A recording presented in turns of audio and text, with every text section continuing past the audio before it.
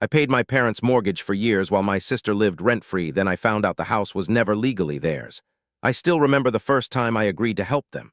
My mom called me crying, saying the bank was getting serious and they might lose the house.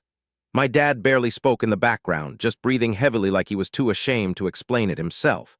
They said they just needed help for a few months, until things stabilized. My sister, of course, was already living there rent-free as she always had, claiming she was between jobs for the third year in a row. I was the only one with a stable income, so I said yes. At first, it didn't feel like a big deal. I sent a few $100s here and there, then it became consistent monthly payments. Then I was paying the full mortgage every month, or at least that's what I believed it was. The conflict started small. My sister, Lee, never contributed anything. Not rent, not utilities, not even groceries most of the time. And whenever I brought it up, my mom would shut it down instantly. "She's going through a rough patch," she'd say. "Don't stress her." Meanwhile, I was skipping trips, delaying my own plans, even postponing moving out of my apartment because I was helping the family. The emotional pressure was constant. Every time I hesitated, my mom would remind me, "This house is all we have." That line stuck with me because I believed it. The house was where I grew up. Same chipped stairs. The same broken gate that always stuck during rainy season. It felt real. It felt like ours, but I started noticing cracks in the story early on. The first weird thing was the payment method. I never paid a bank directly. I was told to send money to my dad's account handling the mortgage restructuring.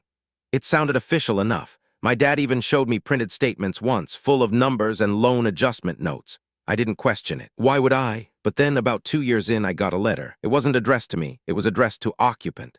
The return address was a law office. I brought it to my mom immediately. She panicked, tore it open before I could even read it.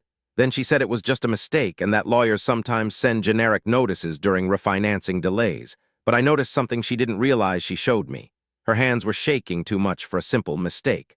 Still, I let it go, because I didn't want to believe there was something bigger going on. The pressure kept building over the years.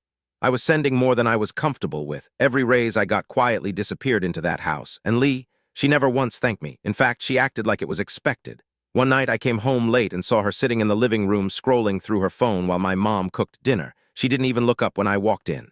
"You're late," she said casually. "Mom was worried you wouldn't send it this month." "Send what?" I asked. "The payment," she said, like it was obvious.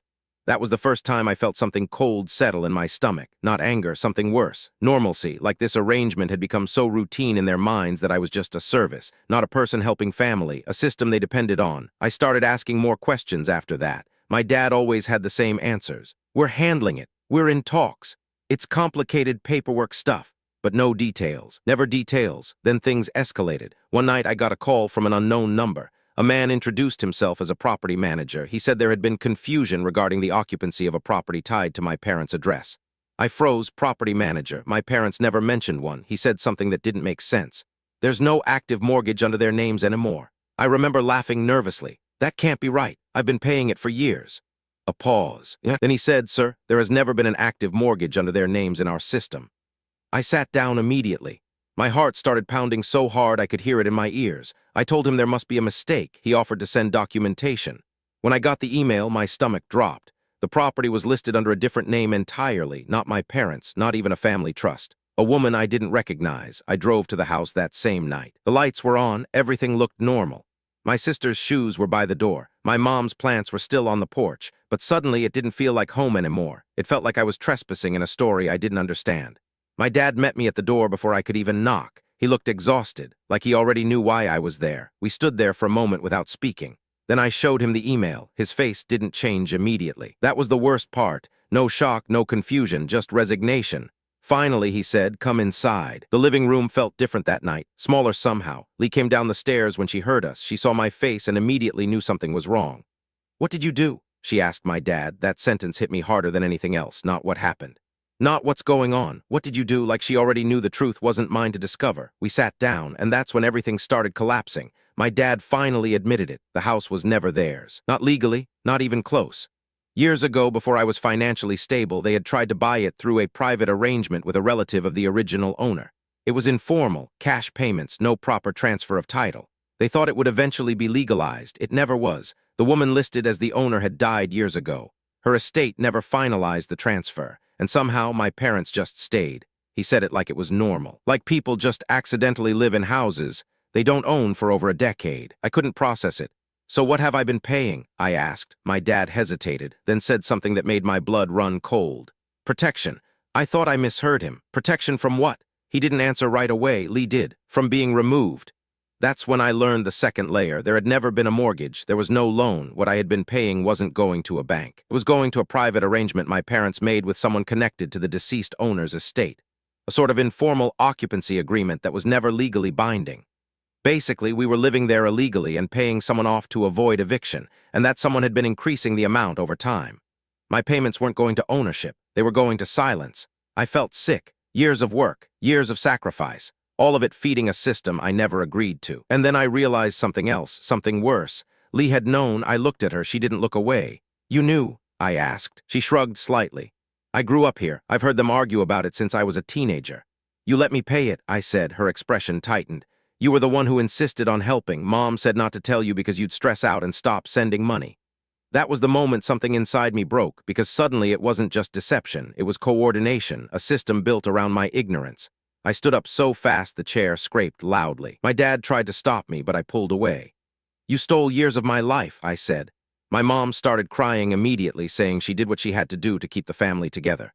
But it didn't feel like survival. It felt like convenience, because Lee never struggled, because they never adjusted their lifestyle, because I was the only one paying.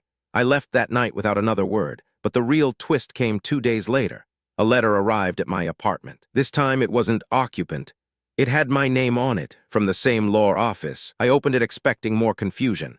Instead, I got something that made everything finally click into place.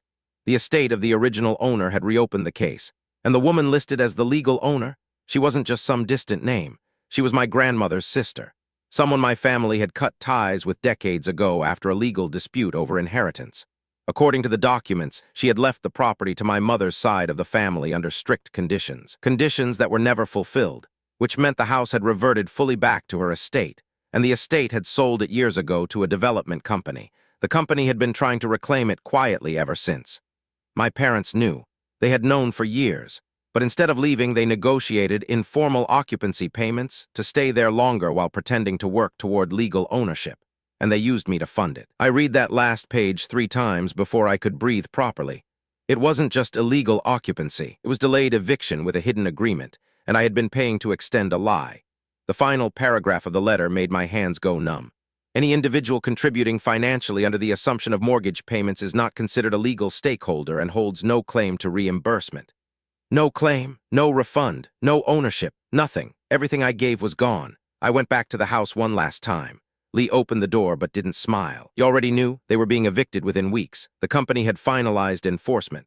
My parents were packing boxes in silence. No arguing this time, no excuses, just reality finally catching up. My mom tried to talk to me, but I couldn't listen, not anymore. Before I left, my dad said something I still can't fully unpack. "We never meant for it to go this far. You were just the only one who could keep it stable." Stable, like I was a tool, not a son. As I walked away, Lee followed me outside.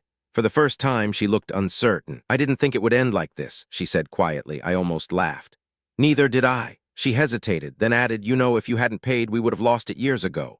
That was supposed to sound comforting. It didn't, because all I could think was that I hadn't saved anything. I had just prolonged the inevitable. The house was gone. The money was gone. And the version of my family I believed in was gone too. A week later, I drove past the property. There was already a notice on the gate. New ownership signage being installed.